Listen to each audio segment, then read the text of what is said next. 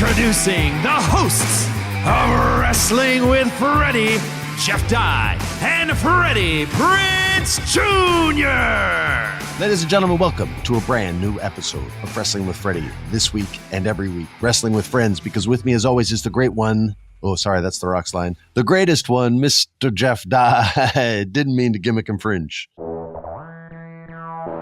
How are you? Congratulations on your sellout show this weekend for Netflix is a Joke. Shout out to you, sir. Thank you very much. It was a great week. The festival came dancing into Los Angeles, and there was so many things going on. It was a very jam-packed week. I played basketball in like the comedian basketball game for the Netflix is a Joke Fest. And you won. We did win by 2 points. Yes, beat Marshawn Lynch's team. Take that, beast mode. But it's been fun. It's been fun. How was your week?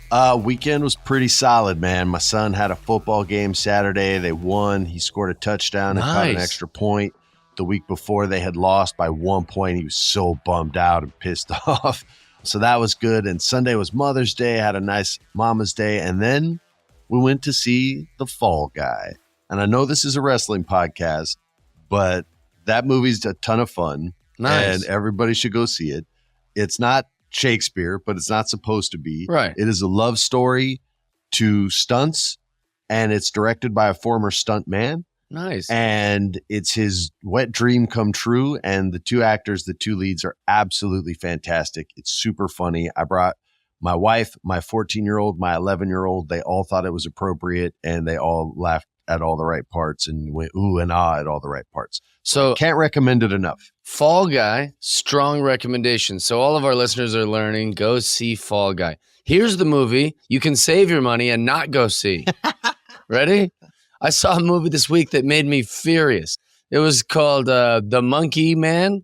One of the worst, terrible films I've ever seen in my life. I started it all optimistic, like, guys, just let's hear it out. Let's watch the movie. If for no reason at all, the Monkey Man just all of a sudden is John Wick for no reason, but they don't explain how or why. I mean, it was so bad. The movie it should be called Monkey Meh. Jordan Peele made a real stinker, made a real turd. Oh, it was a Jordan Peele. It was a Jordan Peele movie. Oh, yeah. That's too bad. I like his horror stuff. I like his horror movies a lot. This was so bad. All right, so you guys got a go see and you got a no see, and that's what you get here on Wrestling with Freddie. That's right. We're trying to help you wrestling. out. We might drop a buffalo wings recipe on you by the end of the show. You don't know what's going to happen. First things first, and I know I'm supposed to talk about Monday Night Raw first, but first things first. Friday Night SmackDown, if you haven't seen it yet, last week's Friday Night SmackDown was one of the best episodes of wrestling in a really long time. The whole show flowed flawlessly. The matches were awesome. It's King of the Ring season. Jade Cargill finally got to showcase what she's been learning, and she had a great match with Piper Niven. Everybody should watch it. And that wasn't even the best match of the night, not by a mile. So I just wanted to say that. And if we get to it later in the show, we get to it later in the show. And it was just a matter of time. Come on, we knew Jade Cargill was going to be a star. This podcast has been very, very positive about her. We both love her. It was just a matter of time. We knew that was going to happen. But when you're on the road and you're out there with another wrestler who knows what the hell they're doing, like Bianca Belair does, and all the experience that she's surrounded with, you're going to soak up something. You might not soak up everything unless, you're a human sponge, and there's some wrestlers that are, and we don't know Jade, so we don't know that. But it was a matter of time before she was going to be able to showcase a match. And I just loved watching it. I thought it was awesome. I love when women's wrestling is good. I love when men's wrestling is good, but women's wrestling gets way more criticism than men's wrestling does. So when it's a match like that and universally people are going, yo, man, that match was good as hell, it just makes me feel good. Same. All right. Now, you know who's not feeling good? The Judgment Day. Because ever since Rhea Ripley left, it's all been falling apart, Jeff. It's awful. The Judgment Day is in shambles on a weekly basis. Damian Priest is getting pissed at his boys for helping him out. They're disobeying him. Even when he says don't help, they're still helping. Who's the damn leader of this? What are they doing? His story seems to be more internal than external, meaning his story's with the Judgment Day and not so much with the opponents he's going to be meeting yet, but that should change soon. How do you think they've done with Damian's reign so far, Jeff? I love the Damian chapter that we're in. I'm a big fan of it. I wish that wrestling wouldn't be so obvious when it looks like a faction's going to break up. it never surprises us anymore because they just bleed it out for so long. I don't know if that's the right term. But it's like when Damage Control was going to break up, we were suspicious of it, and then we just knew it was going to happen for weeks and weeks and weeks and weeks. And they showed a little too much. Yeah, I agree with that. They showed a little too much. Where like it's not a surprise, you know? When the Shield broke up, we're like in shock. We're like, what do you mean? That was a nice chair shot to hit the him back, with a bro. chair? Like what is going on? We still remember it. That's and it was shocking to you. Like, what is happening and why? Like, but now I feel like it's just so long. It's like it's very clear to me that they're gonna break up, and it's not as surprising.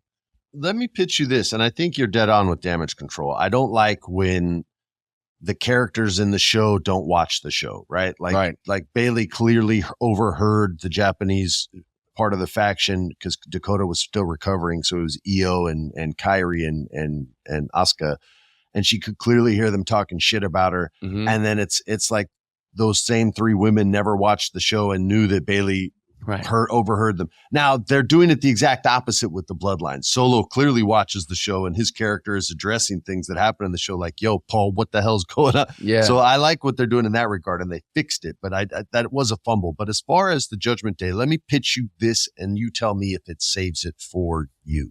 Okay. What if? Yeah, it's obvious that things aren't going well, and there's no clear leader as far as between Finn and Damian. Damian's the champ. But if Finn isn't listening to him, is he in charge of Finn? Doesn't feel that way. So it looks like everything's falling apart. What if it is all falling apart? And what if it's obviously falling apart? Liv Morgan is infiltrating them somehow and getting in her hooks into Dominic Mysterio. And she literally is going to take everything from Mommy, including Dom, it looks like. So all these things are happening. But what if it's all happening on purpose so that when Rhea comes back, is then proven the leader and she pulls them all back together. And you see that the dominant person in this is Rhea Ripley. Would that save it for you, or is it just too little? That would save it for me because then they're just having troubles within the group as opposed to it breaking up. You know, like if as long as it does come back, then that makes me happy. But if we just never see it anymore, then what are we doing? You know, if they all just become their own like things.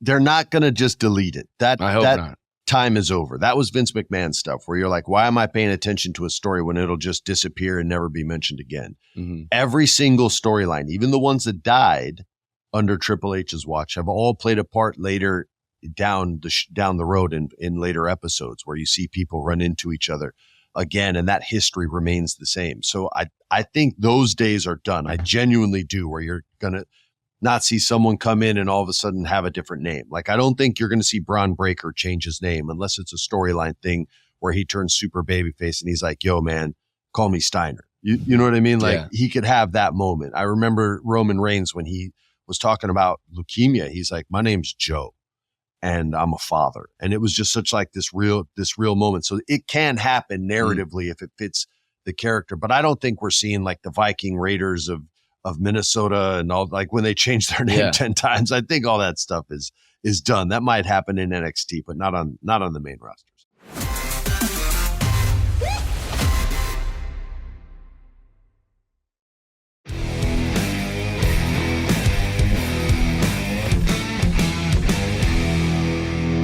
Let's stick with Monday Night Raw. They did another smooth transition, man. It was just I didn't even give it justice, a smooth transition.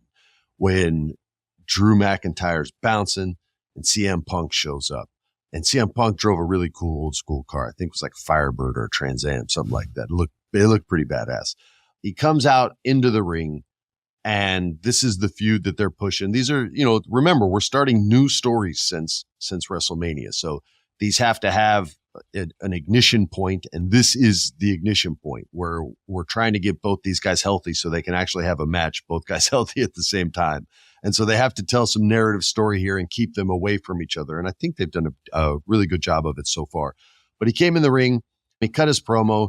He tried to do that thing again where sometimes he blurs the line between WWE and AEW and puts himself over a little bit when he calls himself a choke artist, but the crowd didn't give him anything on it. So I don't think he'll do that again. He's pretty savvy to what the crowd responds to and what they don't. I thought he did something really smart here.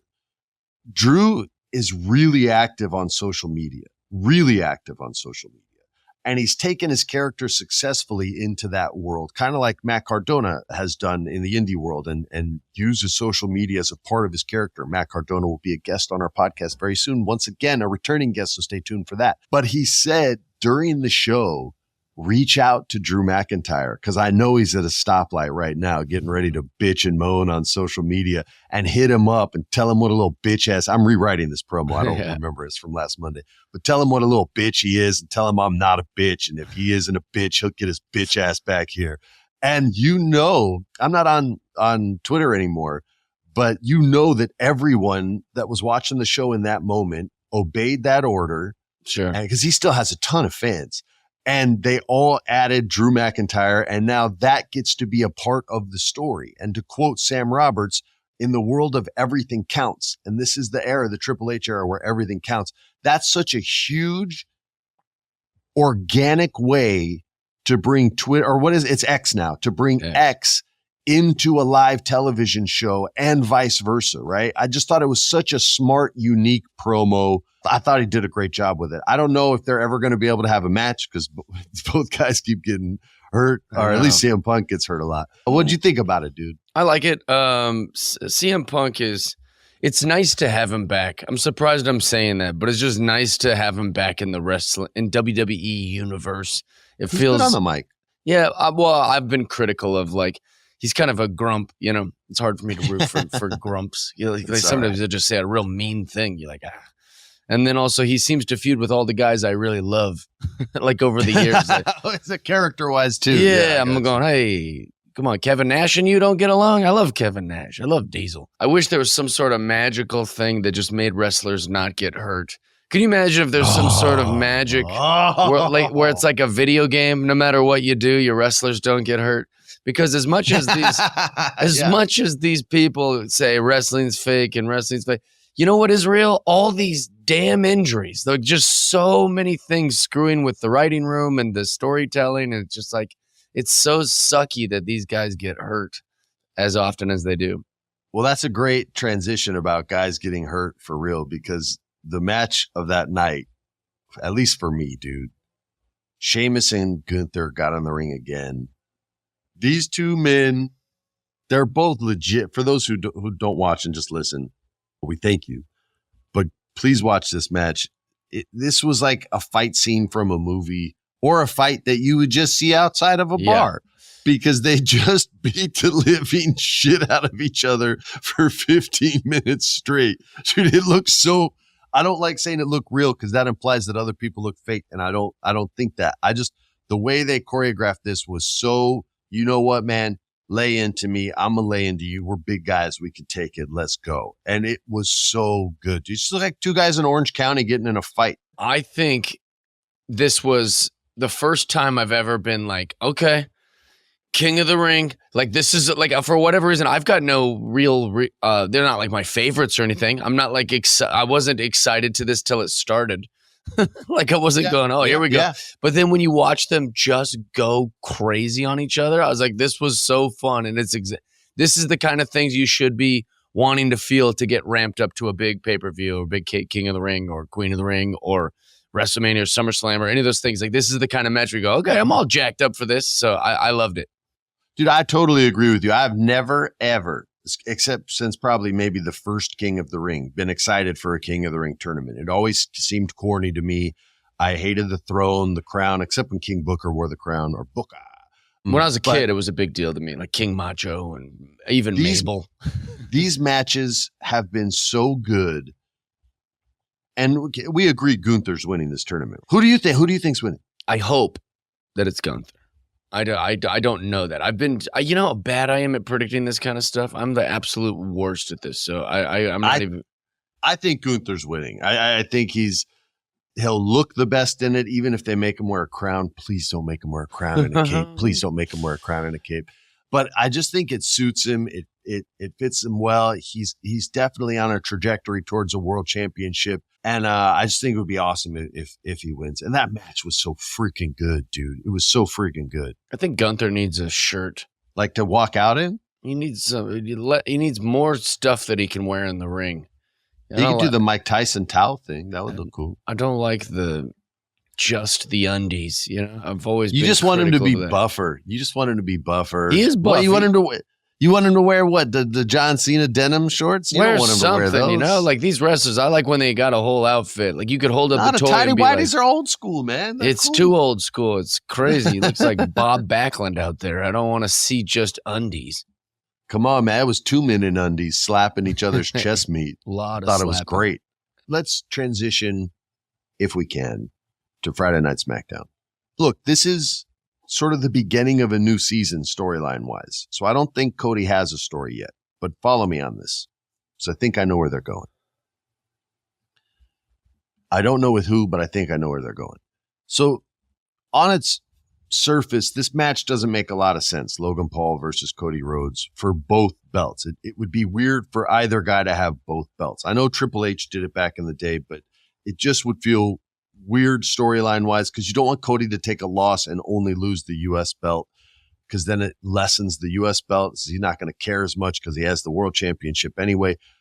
And I don't think Logan Paul's ready to be the world champion yet. You can't end Cody's story already. It was a 2-year story.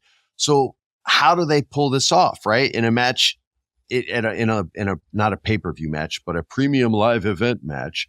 How do you pull this story off? Well, here's what I think is going to happen, and then I'll tell you why. I think it's going to be a no contest. Okay. I think there's going to be interference in the match. And it's either going to be someone interfering to start a storyline with Logan Paul, or it's going to be someone to start a storyline with Cody Rhodes. If it's Logan Paul, I don't know how they would work it out, but LA Knight and Logan Paul, I think could tell a really cool story to see who gets to keep that title. And as far as Cody goes, I don't know who his next opponent could be, but it would be that person that comes out and stops the match so you don't get a finish and you don't get a winner. Now, a lot of you are probably going, man, I hate it when they do that, when there's not a finish. And I do too. But where's the one place you could get away with doing that because you have, a little more control than you do normally? And that's the Saudi Arabia show, where they've done the 40-man Royal Rumble, where they've done the crazy Goldberg beats Brock match, where they've broken some of their own rules or given non-finishes before.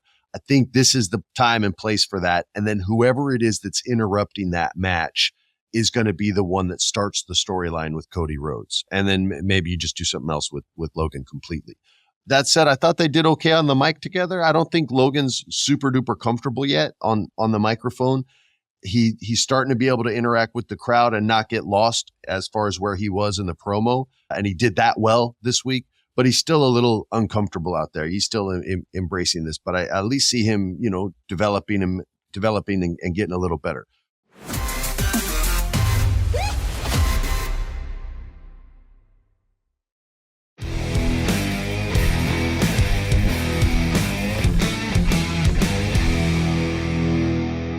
Do you buy into anything I said there? Do you even like this storyline? I like the storyline. Yeah, I'm into it. I'm a big Logan guy, big Cody guy. I will say the a no contest kind of makes it like it doesn't matter or exist. It'd be like kind of not doing this storyline at all. So I'm wondering, why are they doing this storyline? And I don't know if it's to make Logan bigger or to make Cody lower. Because I do feel like I don't know. I'm sitting here just like we just were. Like, I don't know why they're doing this. It just doesn't make sense to me. But I do think it would be cool if Cody beats Logan and has the 2 belts. I think that'd be better.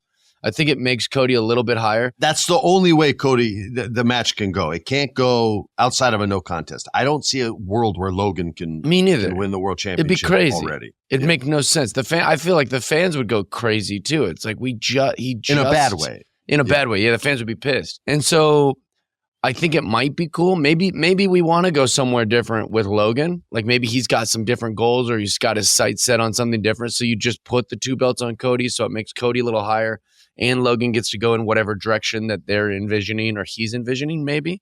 But either way, I don't see how a no contest would be worth watching. And I don't see how. That's why I think they can get away with it at the Saudi show, but not anywhere else. Yeah. Oh, yeah, for sure. Yeah.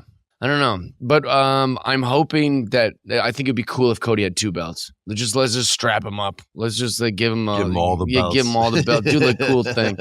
All right, we have a little bit of time left to get into AEW. There's not a lot of storylines, like A storylines, but there's a lot of like B and C storylines. The A storyline is their own civil war that's going on, which is the Elite versus Team AEW, which was announced by Kenny Omega last week, and it's got FTR and it's got Bryan Danielson and Eddie Kingston, and they're going to go up against the Elite, which is Jack Perry, the Young Bucks, and Okada. So that'll be, by the way, I might actually go to this pay-per-view. I'm going to be in Vegas that weekend. I got to kind of play it by ear, but I might be fortunate enough to go to this. So I'll keep you in the loop if you want to go to AEW show. Heck yeah. So that's their Civil War storyline. It's the A storyline. Look, I'm following it. I'm watching it. It's not the best story that they've told. And it's hard to do an owner of the company gets jacked up and the consequences are what? I know they explained it story-wise, but it was still kind of a hard pill to swallow, or a jagged pill, as Alanis Morissette would say. But I don't hate it. It is what it is. The one thing that I think is the one storyline that I think they're telling, they got a couple, but old man Adam Copeland and his Cope Open, and I feel like we're finally going to get a Malachi Black storyline that means something. And I think he's finally going to be a champion. And I think it's about friggin' time. I think he went through 2 years where he didn't even have a singles match at AEW. It was all just trios and tags and stuff. And he can cut a promo. It's a niche promo, right? It's not a mainstream promo, but they're still good. And he's talented at doing it. And I think Copeland sees that. And I think this is going to be the storyline that gets the title on Black, and then they may have a rematch, or it's a couple of however long they play it out. Sometimes they do these stories really short, and then Copeland can move on to something else. I don't know what that is, but I think this could be something really good for Malachi Black. He had a hell of a match against Brody King. It was bloody and gross. Yeah, a lot of blood. Oh my God, dude, it was so gross. And then he cut a promo for, I think it was Collision, and he was like behind a barbed wire fence, and he threw out the challenge to Malachi Black to have for Double or Nothing in a bloody barbed wire steel cage match. Jeff, do you feel what I'm saying, or do you think it's just going to be another match? I feel like maybe I'm being naive or whatever. I feel like we've been waiting forever for Malachi Black to be the guy. I feel like it's just been so. Everyone talks about how cool he is. Everyone talks about his personal life. They talk about his wrestling chops. They talk about, isn't he like a big anime guy? But he's never like been the main guy. And I'm hoping that this is kind of like his Cody Rhodes moment, like where he can like kind of step up and shine. That's what I'm hoping. I'd like to see it. I'd like to be convinced the way I used to hate Cody Rhodes and now I like him. I hope that'll be the same thing with Malachi Black. That's what I'm hoping we're going through. At least you keep an open mind, sir. Yeah. No one can ever say you're a closed-minded individual. Win me over. I don't want to talk about the Mercedes Moné Willow championship match because I don't want to say bad things, but I don't feel like it's been done well. I feel like Mercedes, the debut was just for the Boston Pop at this point, it feels like, because that's where she's from. And then it's like, hey, let's wait what feels like, 3 months now. There's just not enough there for me. So I don't want to bag on it. Okay. I want this story to happen. Whoever wins. And then let's start over and get a proper story for someone that's at that level. Because I don't think they've done it as well as they can. So there's that. All right. Hope nobody thinks I'm crapping on them because I like Mercedes Moné and I want them to do well. Someone who I do think they're doing well with is Mariah friggin' May. Mm-hmm. I'll say this: if you judge a book by its cover, you're going to go, she can't talk and she can't wrestle. And then your friend goes, no, dude, watch a match. And all of a sudden you see her in the ring and you're like, yo, hold up. Where did she wrestle? And they go, Japan. And you're like, oh shit, she is kind of doing Japanese strong. Oh shit, she just punched her in the mouth. Oh, she just got punched. And all of a sudden you're watching somebody who's super good at their job. And she's young, man. So to be that good already is kind of a weird thing and makes me go like, yo, how did WWE miss that, right? It was like the Will Ospreay thing. Like, how do you miss that? And maybe it was an NXT offer that went to her too. And she's like, nah, I'm trying to do bigger things than that. Maybe that's what it was. I don't know. But the thing she's been doing with Toni Storm and the role she's played is like this, like fangirling, you're my inspiration, like the UFC fighters that sort of mimic Conor McGregor, right? And are like, yeah, he did it this way, I'm going to do it that way. Like, that's kind of the role she's playing. But eventually, of course, she has to turn on Toni Storm, or Toni will turn on her because Toni's more of the heel. And you're going to end up with this baby face who's primed and ready to take down Toni Storm and take her championship, who is pretty decent on the mic. And I'm assuming will get better because she's real young, especially when she gets to speak for herself and she's not just like fangirling over Toni Storm, which is the character's demand right now. But her wrestling is dope, man. I've watched her matches and I'm like, yo, what's going on? And then every once in a while, there's like a girl-on-girl kiss at the end of it for no reason, which I was like, all right, that was weird, but party on. But yeah, I really like Mariah May a lot, and I'm looking forward to what they're going to do with her. You've seen her work, man. What do you think? Oh, yeah. I will say this. She's super cool, and it works for all of the character work she's doing. But then, yeah, you're right. She can wrestle, so which is really the point. I say this about stand-up comedy all the time. It's like, he's doing this, he did that. And he's on this show, and it's like, yeah, but is he funny? That's what it comes down to for comedy. And same with this. I saw her. I was like, she's hot. I saw a picture of her kissing a girl wrestler in the ring, and I guess that's kind of like her shtick. I was like, what the heck is going on? But you're right. You watch, and she can wrestle. And that's what it comes down to. Can you wrestle? Can you tell a story? For the record, don't hate Jeff. He also said Randy Orton was hot. Yeah, back in the day. He is. He's a hot guy.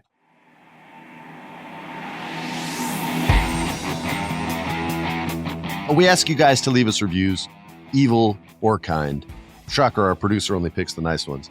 But here we go. From Ballard Viking, he says with big, huge letters, great insights and opinions. You hear that, Jeff? We have great insights and opinions. So we're starting off with a huge compliment. I like that. Thank you, Ballard. I think you have great insights and opinions as well, sir. So here we go. Oh, what accent should Ballard Viking be?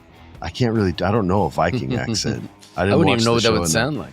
I have been a weekly listener since I listened to my first episode a few months ago. This is my Viking voice. I like it. Fabulous work by Freddie, and I really like his insider's perspective. His buddy Jeff is excellent too, and their interactions and conversations about wrestling really add to my enjoyment when I watch wrestling. And now, there is bonus content too. Give the fellas a listen. If you're a wrestling fan, you'll be glad you did.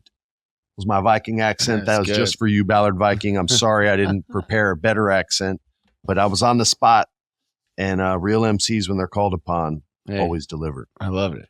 All right, you guys, stay tuned for Unsanctioned Thursday. That's tomorrow. And anytime you guys have questions, things like that, you can send those in as well to our social media page, and we'll try to get those answered on Unsanctioned Thursday.